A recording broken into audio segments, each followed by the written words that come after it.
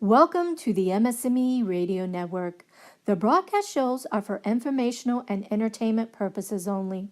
They are not designed to provide listeners with specific personal, medical, or counseling advice.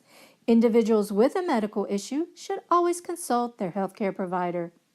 MS&Me is not responsible for content of individual shows. The views expressed by show hosts or their guests are their own. Enjoy the show. Hi everyone, it's Tori, MS Girl, you know the one.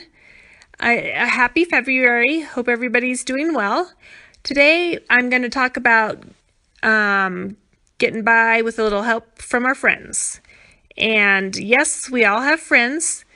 A lot of friends we've lost, a lot of friends we've gained, but those are not the friends that I'm going to talk about today. Today I'm talking about our friends that are disability aids, which is a hard topic for a lot of us. Some people embrace them, other people have a hard time getting used to them, and other people totally don't want to have anything to do with them. So I'm going to talk about my personal experience with disability aids and how I feel about them and how I've learned to embrace them. First of all, I am going to start by saying a lot of my disability aids I have a love and hate relationship with. So it's not that I love them, but I embrace them because they help me to be more independent. So I do like that about them.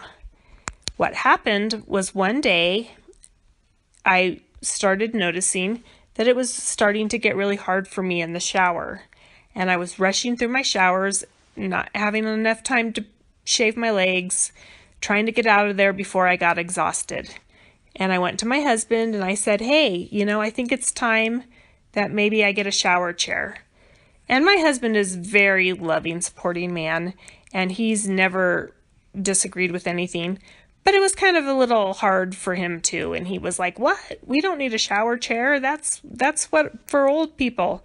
And I was like, I can't groom myself. I can't shave my legs. I have to rush out of my shower because I'm exhausted and afraid that I'm going to fall. And then once I get out of the shower, I have to have a chair next to the mirror and the sink so I can brush my teeth, put my makeup on, dry my hair, curl my hair, all of that stuff. So we ordered a shower chair and it helped me. And I felt like I was, more of myself and getting ready, okay. And then we thought maybe while we're at it, let's get a shower bar put in the shower. Let's get some bars put in the bathroom.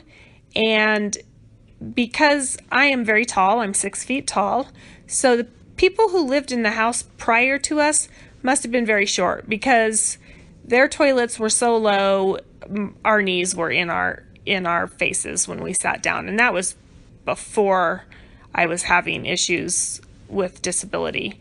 So we got the ADA, the higher raised disability toilets, and we got that all done in one swoop. We had a plumber come out and do that, and we kind of had a little getting used to it. I mean, our house kind of looked a little geriatric. Not that I'm saying that there's anything wrong with that, but that's hard to accept when you're in your 40s and you have young children and something that you have to get used to. So time went on and I was dealing with that, and then I went for my neurology appointment, and my neurologist checked me out, and I was progressing obviously and dragging my foot, and she said to me, I think you might benefit from a cane. You won't fall as much. I was having a lot of falls. You can go to cane training, which I didn't even know was a thing, because I guess apparently when I first got it, I was using it completely wrong. So you can go to cane training, and she said that it just might make it a little sturdy for you. And I was very upset when I left. I was crying. It was a very emotional thing for me. And I remember coming home, and my husband said to me, he said, it's just something we have to accept. And every time something progresses and you need a little help, quote unquote, a little help from our friends, he said, we just have to accept that. And it takes a little getting used to, but you'll accept it and you'll be okay with it. And it was very hard for me. And I let it be for a long time. And I wall walked and I held on to furniture. And I even remember leaving the grocery store one day and I didn't have a cart. I only had like one bag of items. And I remember holding onto cars and set off a few car alarms while I was walking to my car. So I thought, I got to break down and use that cane. And I wasn't so much worried about using it in front of people I didn't know. But at that time, a lot of people didn't know that I had MS, just my very close friends and my family. And so I was going to have to go into work with a cane when only my very close friends and my boss knew I had MS. And that was frightening to me. And it took me a while to accept that. But I got to a point where I was walking so messy and I was falling. It was becoming a danger. And I had fallen twice at work, and where they had to write out incident reports because they were protecting themselves as well, which they should. And so I remember the first day I had to go back to work with my cane. And it was very emotional for me. And I left it in my car and I was crying all the way driving to work. And I got out of my car and I had my cane. And I went in. I was a person that worked very early hours so I could get off earlier in the day so I could be home with my children. And so I thought, oh, maybe I'll get up there and I'll get into my office and no one will even see it and I can kind of stay put in my office. And sure enough, two people came up on the elevator, and one was a person that I knew really very, very well. And the other one was somebody that I never knew. And the person that I knew very, very well did not know that I had MS. And I thought for sure she was going to ask me, hey, why are you using a cane? Or are you okay? And some people like to be asked that. Some people like if you're questioned about what's going on. And other people like to keep it secret. And I think people that don't deal with multiple sclerosis or don't deal with a chronic illness sometimes just don't know how to react.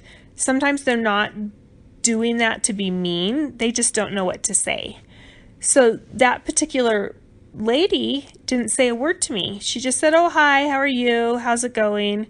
Have a good day. She got off her elevator and she didn't say anything. And I remember that kind of hurt me a little bit. And I thought, why wouldn't she ask why I was using a cane? But then the gentleman that was standing next to me, I had never even seen him before. And he just looked at me and he's like, good morning. And I looked him straight in the eye and I said, good morning. And he said, why are you using a cane? Did something happen? And I just said, oh, I have multiple sclerosis and my walking's not doing very well right now and I just need it for a little stability. And he said, oh, that's great. And he said, I had to use a cane once. And then he told me his story. And I kind of felt a little better about it. So sometimes we're struggling with it, but we also have to be open in knowing that other people, sometimes they're not doing it to be cruel. They just don't know how to deal with those kind of situations. I was still very emotional after I got off of the elevator, and I walked directly into my office and I sat down and started working, and my close friends knew that I was going to come in with it because I had prepared them the day before. And they were there and they hugged me and, we talked about it and they said nobody even notices and, just embrace it and you're still your same person. And then I got very emotional and I was crying. So my very close friend who, he was a criminal investigator for many, many years and a police officer for many, many years. And like I've told you guys before, I've worked in criminal justice. He came I went into his office with my cane and closed the door. And I just started bawling like a baby, crying because he was my very close friend. We had worked together for tons of years. I was taller than him, so he used to always call me big, tall girl. The big part, not because I'm overweight, but just because I was about a foot taller than him. So it was a joke. He's like, "Hey, big tall girl, how you doing today?" And I just started bawling. I got a cane and I don't know what to do and da da da da. And he goes, "Sit down, take a deep breath." And he said, "Tori, what do you see when you look at me?" And he was talking about what I see when I look at him. And I said, "I see you as," well, first of all, I had to give him crap and I had to say, I see you as a short person," because I had to give him crap because he always gave me crap for being tall. So I said, "I see you as a shorty." I said, "I see a gentleman who is my very close friend." I said, "We've been work partners for years. We've worked together for years. We've always had each other's back. I see blonde hair. I see that you have a mustache. I see that you have blue eyes. And that anytime I ever need anything, you always have my back." And he goes, "Yes, but what else do you see?" I said, "That's all I see. I see you as my good friend." And he goes, "Look at me." And I did. And I said, "What do you want me to say?" And he goes, "I'm wearing glasses and I have a hearing aid." And I said, "Yeah, so?" And I never even knew he had a hearing aid. I mean, they make them so little now you don't even know because his hair didn't cover it. And I said, "So?" And he goes, "They're aids. All they are aids." He goes, "I wear eyeglasses and that helps me see. I wear a hearing aid and that helps me hear." He goes, "You're walking with a cane right now and that helps you walk." He goes, "It's just an aid." And he said, "Now let me tell you what I see when I look at you." And I said, "Okay." And he said, "I see a big tall girl," because he had to, give me crap for that because that was our big joke.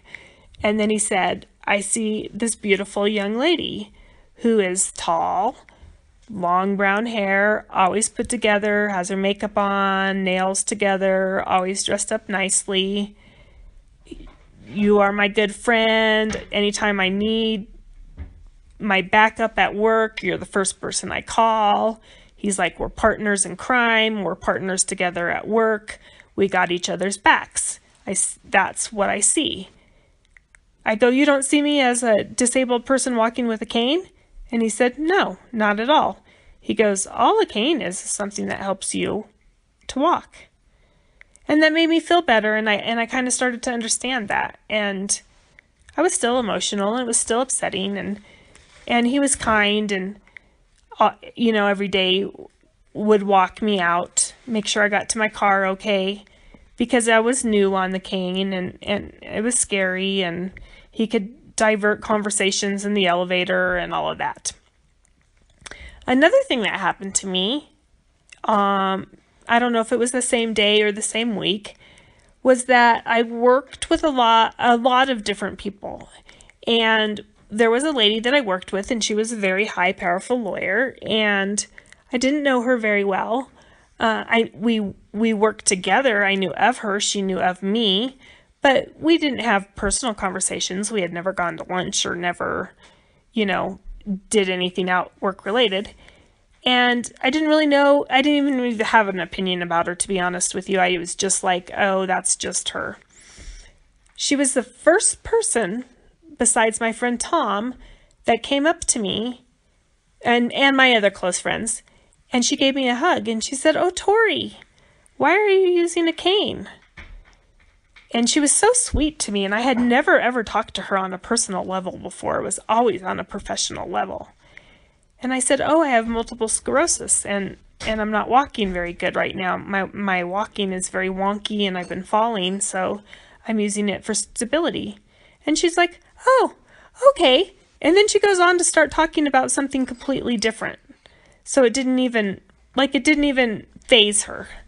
And so I was making so much more of a big deal out of it than anybody else around me. And it did take me a while to understand that, and it took me a while to get used to that. But what I'm really trying to say here is it's probably harder on us than it is on other people to see that. And yes, disabled people, there's a stigma in the society, and there's societal norms that look down on people that use disability aids.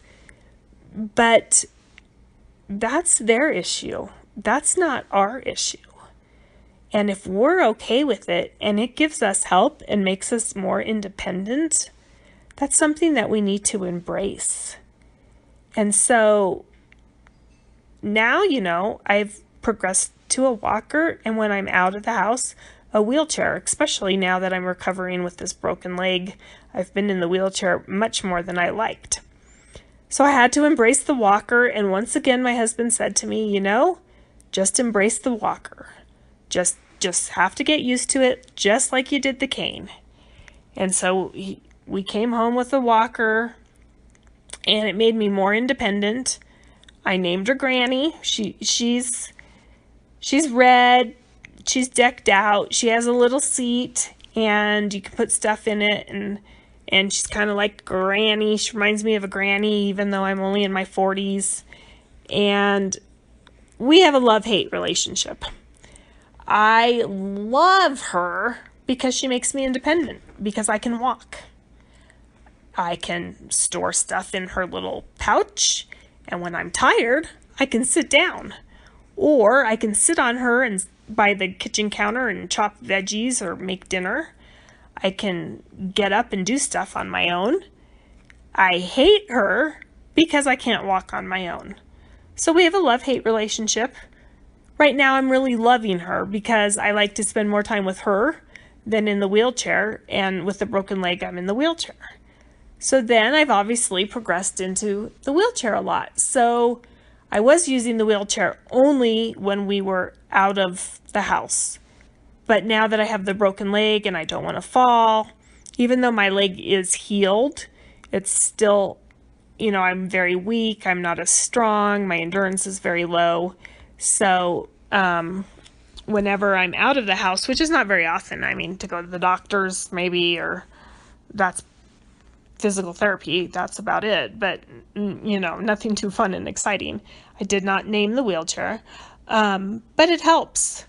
And it makes me more independent, gives my family a little bit of a break. I can get, to and from the bathroom by myself. I can get to and from the bed by myself. I can get to and from the sofa by myself. I've had to learn how to do transfers, and my arms have gotten really super strong. So that's been pretty good. And so that's something else I had to embrace. I learned how to do the sliding board, which now I don't have to do that. Like, I got strong enough to not have to do the sliding board, but if you have to do the sliding board, there's nothing wrong with that. I've also learned that some people think because you're in a wheelchair that you can't hear, so they pat you on the head and start talking really loud. And I want to say, hey, I can still hear, and I'm not a dog, so you don't need to pat me on the head. And I've also learned that there's more kindness in this world than there is cruelty. There is a lot of cruelty and lack of compassion and selfishness, but there's also a lot of kindness. So I had to go to my ortho doctor for my broken leg. I was in the wheelchair, and my husband could not take off of work, so my elderly mother had to take me. So I was so surprised at the kindness in this world. So she drove me right up, and first thing out comes a security guard, and he's like, let me help you get out. So we, got the wheelchair out, we got the sliding board out, I slid in, he pushed me up to the counter to pay, he waited for my mom to park the car and come back, he pushed me up right to the doctor's office, and we waited. And I was like, wow, people are so nice. It touched my heart so much. And then I had my appointment, and I got the x-rays, and she gave me the okay, everything's okay now. Even though I'm still really working hard in physical therapy and with the trainer and trying to get stronger, I'm not as far as I want to be, but I think that that's to be expected with multiple sclerosis. So then we had to leave, and it was time to leave. And we were like, oh, nervous, okay, you're tired, you got to slide board back in, then we have to get back into the house, and da-da-da. And this really nice lady and her sister and a gentleman came up to us, and they came up, they were parked in the front, and they said, "Can we help you? Can we help you?" And we're like, "Oh, we would love that. Thank you so much." And she said, "Oh, sure, of course. What do you need?" So the gentleman helped, set up the wheelchair, get the sliding board. The lady was holding the door. Her sister was like patting me on the back, and she's like, "You're doing a great job." And then the gentleman helped my mom get the wheelchair back into the car, into the trunk. And it was beautiful. And I got into the car. I'm even tearing up as I'm telling you this. And I just started crying, and I said, there's so much love and compassion in this world, and we need to embrace that, even though things are hard for us. And trust me, MS is not an easy disease. It is the devil's disease. We are struggling. We have good days and bad days, good minutes and bad minutes. I definitely wish I was more mobile. I definitely wish there were lots of things I didn't have to deal with. But what I learned from this experience is the beauty of that. And there's so many wonderful things that we can learn from it, and there's so many things you can learn, even though I talk about, I don't want to go to rehab again or whatever. There's so many lovely learning tools on transfers and belts, and if you fall safely, and there's just a lot of knowledge out there. And so what I'm saying is, it sometimes really sucks to have to use a disability aid. And one of my close friends who's a blogger started a hashtag babes with disability aids. And we thought that was cute. And we are all still the same people. And it's an aid, just like wearing a pair of glasses. Regular glasses to read, regular glasses to keep the sun out of your eyes. It's an aid. It's things we need. So we might need a cane. We might need a walker. We might need a AFO brace. We might need a catheter. Some people need catheters, self-catheters, or catheters on your legs. Anything we need to make our lives beautiful and to make us thrive instead of just survive, which is sometimes really hard with MS. Like, I've been struggling this week. I'm in that mode this week. I know that it's just a temporary thing and I'll be out of it, but I really want everybody to try and embrace the things that they need. And I don't think MS wins when you have to use them, even though that was my mindset before. MS is not winning because I have to use a walker and a wheelchair. I'm winning because my walker is keeping me upright and it's giving me endurance. And my wheelchair is getting me to the bathroom on time, getting me to a doctor's appointment, getting me to give my husband a break when he needs downtime because he works hard for our family, getting my children so that I can go and see them at one of their school events. So I don't think that we're giving in to MS by using those items. I think that those are tools. Sometimes you might have to use them for the rest of your life.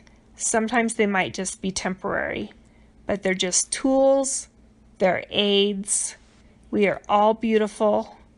We all are going to survive and make this worth our while. And just try and accept it. Sometimes it's hard to accept. You have to do it slowly. And sometimes you don't want to accept it. And you want to defy it. But if you were going to climb up a mountain, you're a mountain climber, you wouldn't go without your ropes and your shoes, because that would not be a safe thing to do. So if you sometimes need to use things to help you out, to make you safe, to make you accomplish something that you want to do, use it, embrace it.